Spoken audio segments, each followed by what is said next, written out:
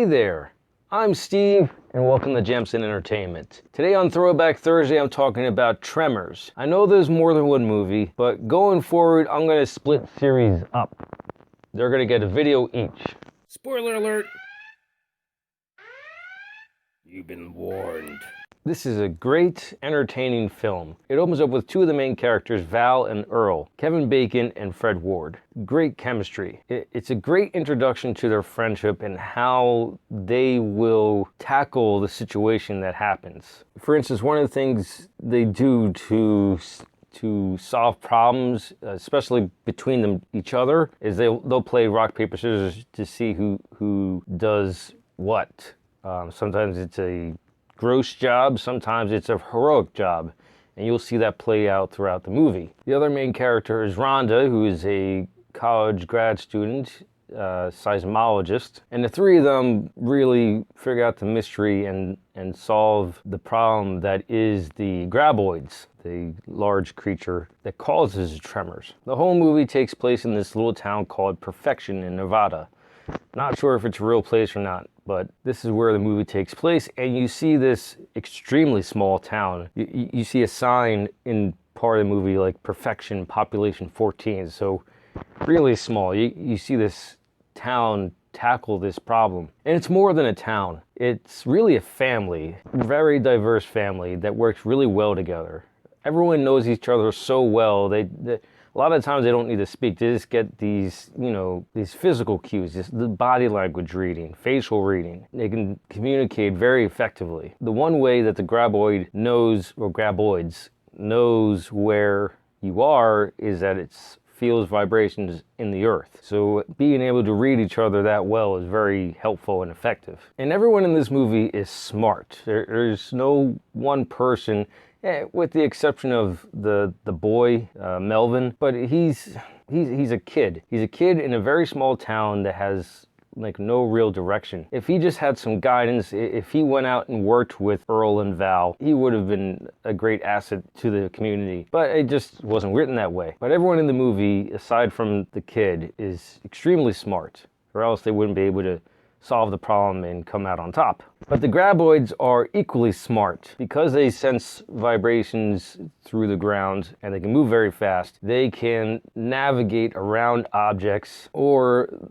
they'll wait out their prey. During the mystery of what's going on, Val and Earl come across this old guy that's stuck on an electrical tower, and then they're not sure why, and Val climbs up and finds out that the guy's dead because he escaped the graboid, and the graboid just waited him out until he died. So that's one way the graboids are really smart. The other is they will eliminate objects in their way. So there's a scene where they're in this retail shop and everyone's up high. They're on the shelves even. Graboid breaks through the floorboards and actually starts pushing the shelves over to get one of the people in the shop. There's other instances like that. It's like, how do they outsmart this thing?